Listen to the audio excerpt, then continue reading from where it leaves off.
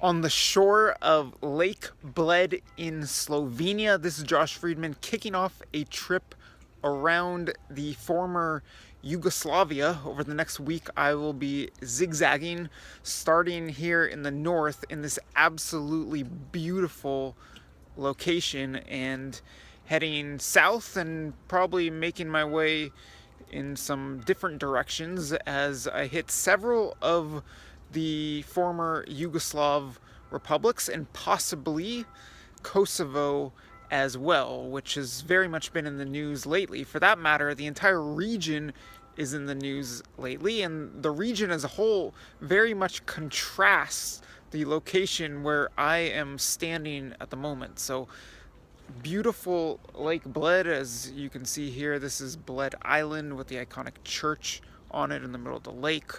Over here you have Bled Castle across the lake with the snow-capped Julian Alps in the background. The setting is majestic, and I was saying it very much contrasts the image and the news coming out of the region as a whole, that being the former Yugoslavia, as even though we're now a couple decades past the violent conflicts that occurred in the 1990s as Yugoslavia broke up, the issues that were fought over back then very much remain disputed, particularly at the moment the status of Kosovo, but also for that matter the makeup of Bosnia, which I will be visiting very shortly. There is going to be a major election in Bosnia this weekend. I plan to be there for that. And even down in Macedonia, which rather peacefully broke away from Yugoslavia, there was a big referendum held there on Sunday, and it's left Macedonia's future status as a potential member of NATO and the European Union totally up in the air, and there is a lot of controversy surrounding that as well, and I hope to be making a stop in Macedonia sometime toward the end of this trip. But looking at beautiful Lake Bled, and there's one little spot that's right beside me at the moment, actually right in front of me, that I failed to mention, and you can get just the slightest view of it. But this here is Villa Bled, and actually I might as well just walk up to the gates. Here you can see the Villa Bled sign. Right now this is a hotel, a very lovely hotel that has views of the lake and I believe the castle and the island as well. Well, it's semi-famous because it didn't used to be, as I almost fall in the lake, it didn't used to be a hotel. It used to be the summer residence of none other than Yugoslav leader or dictator, based on your views, Joseph Broz Tito. And in fact, nowadays, if you are so inclined and if you have the money to do so, you can actually rent out the hotel room, the room in which Tito would stay during the summer, and apparently you could sleep in his bed if, again, you are so inclined and you have the money to do so. So not only is this a majestic location, it in a sense symbolizes the idealistic view of Yugoslavia, this country, this collection of republics, collection of nationalities with incredible natural beauty. I mean, Lake Bled isn't the only location in the former Yugoslavia that's tremendously beautiful. There's the Adriatic coast. There are the many. I mean, there are other major lakes. There are river canyons. You have the Bay of Kotor. You have other bays. You've got all these beautiful, naturally beautiful locations in the former Yugoslavia, and here you didn't just have the beauty, but you had the place where the leader would spend his summers. And back during the days of Tito, even though there were major repressions. The country and its 6 different republics, plus the autonomous region of Kosovo, and we don't need to get into the other autonomous and semi-autonomous areas, but anyway, it all held together under the strong grasp of Joseph Broz Tito. But obviously, with Tito's death, that ended, and then in the 80s things started to crack, and in the 90s things exploded. And fast forward to 2018, and things are still very disputed.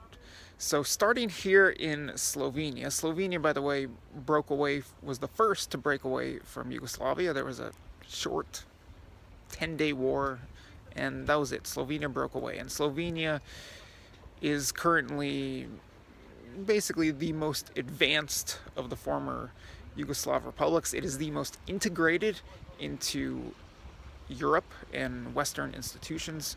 Slovenia is a full-fledged member of the EU as well as NATO, so Slovenia's status is it's pretty solid. Slovenia is a member of the Schengen zone, of the Eurozone. It's a full-fledged EU member, and the country, albeit small, has done pretty well in its post-Yugoslav times. Then there is the neighboring country of Croatia, as you get to see a boat docking here in the background. Croatia is currently the only other former Yugoslav republic that is in the European Union. However, Croatia isn't as integrated as Slovenia. It's not in Schengen, it's not in the Eurozone, and interestingly, there's a dispute between Slovenia and Croatia over their border, and that border area is the Gulf of Piran, which I would like to visit, but I'm probably not going to be visiting on this trip. So this isn't some huge geopolitical conflict, but the EU looks at this issue of there being a border dispute between 2 of its existing members as a warning of what could really go wrong if the EU were to accept these other post-Yugoslav republics before they hash out their own issues, such as the status of Kosovo, such as border disagreements between countries like, or if you refer to Kosovo as a country, between Kosovo and Montenegro. All the thorny issues having to do with Bosnia, which we'll be getting into later in the week. So the EU is currently trying to bring in the 4 former Yugoslav republics that are not currently in the Union, as well as Kosovo. But it's been pretty messy, and these disputes linger, and I've discussed them at length throughout the year, but I'll be continuing to delve deeper into them over the course of this current Yugoslav trip. So some things that you can look forward to in my reporting in the coming days will be what's going on in the geopolitical sense as we look at the internal dispute in Bosnia, the dispute between Serbia and Kosovo, and on the Macedonia issue, which is actually a naming issue.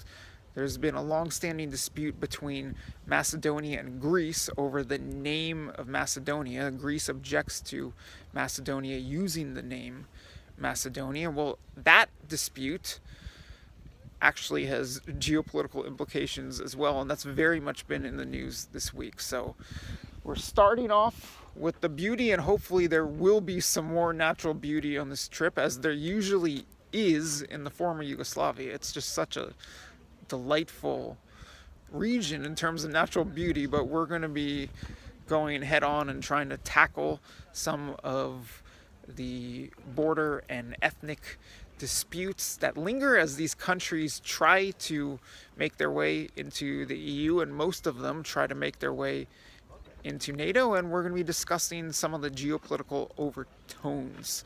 So thank you very much for joining me. Stay tuned to reports from the former Yugoslavia in the coming days, and here's one more look at the stunningly beautiful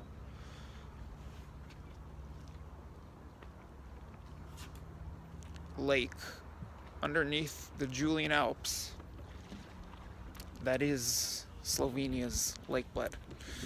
Ciao for now.